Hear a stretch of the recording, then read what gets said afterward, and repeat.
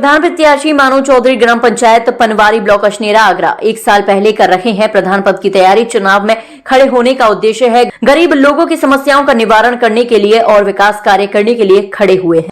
मैं चुनाव की तैयारी इसी वजह से कर रहा हूँ। मन में थोड़ी उमंग उठी थी तो मैं थोड़ा ये गरीब लोगों को दर्द देख करके और विकास की ओर मतलब मेरा मन आया।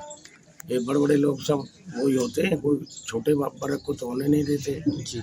तो इस वजह से मेरे को थोड़ा दिल में दर्द लगा, तो इस वजह से मैं खड़ा हुआ हूँ। किसी बात से नहीं हुआ हूँ कि जैसे कोई एक दूसरा खड़ा कर देता है ऐसे जी। तो अभी चुनाव में तो 1 साल के आसपास है, लेकिन 1 साल से पहले थोड़ा मतलब वोटर भी मेहनत करते हैं पहले से ही जी, तो उसका बेनिफिट अगल मिलता है और उस तुरंत ही आते एकदम कूदने के लिए चुनाव में जी, उसका बेनिफिट अगल आता है। तो जिस तरीके से जनता आपको सपोर्ट कर रही है और जो आपकी जो जनता है, तो किस तरीके से आपको सपोर्ट करेगी आगे? मेरे को थोड़ा मेरी बलवंत का भी वो है जी, ठीक है नहीं, जनता के अंदर। और कुछ मतलब जो है कि मेहनत करेंगे और मेहनत का फल तो हमेशा ही परमात्मा देता है जी। हाँ, तो आपके गांव में ऐसी क्या क्या समस्याएं, जिन मुद्दों को लेकर आप खड़े होंगे चुनाव में? पहली तो यही है कि गरीब का हक गरीब को मिले जी।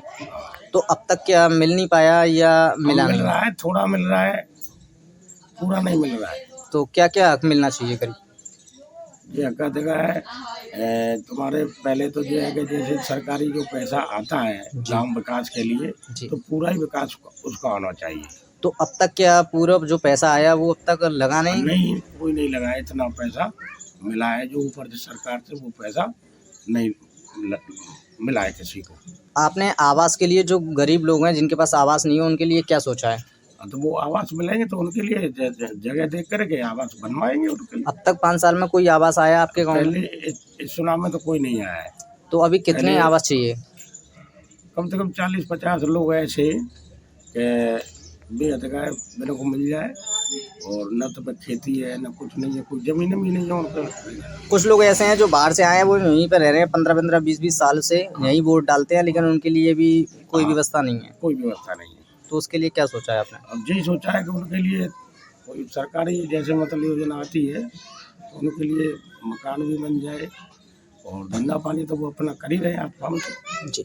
जो राशन मिलता है और जो मिड डे मील वगैरह और जो महिलाओं को राशन वगैरह मिलता है, तो उसमें आपकी क्या कार्रवाई रहेगी अगर कुछ कम ज़्यादा होता है तो? मेरी ये कार्रवाई रहेगी कि उनके लिए थोड़ा जैसे मिल रहा है, पूरा नहीं मिल रहा है जी, ठीक है जी।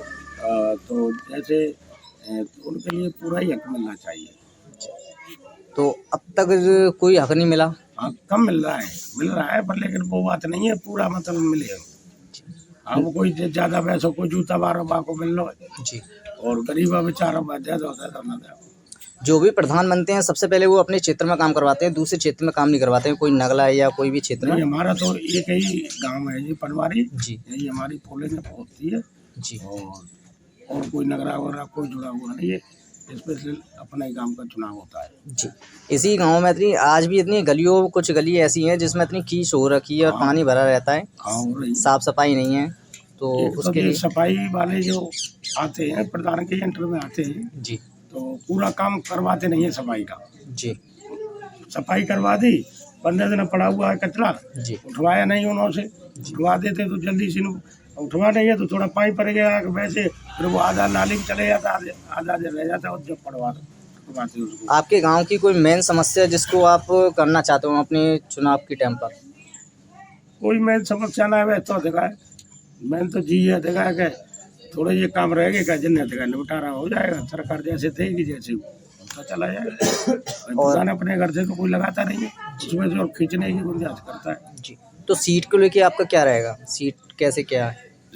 सीट तो जो पुरुष में आएगी ना जी, और महिला में आएगी तो फिर हमारी वाली थोड़ी दिमाग से वैसी है तो पुरुष में आएगी तो हम चुनाव लड़ाएंगे। जनता को कोई संदेश देना चाहते हैं? जनता को संदेश तो देखा है कि चुना दे रहे का संदेश तो देखा है, सब जनता जान रही है।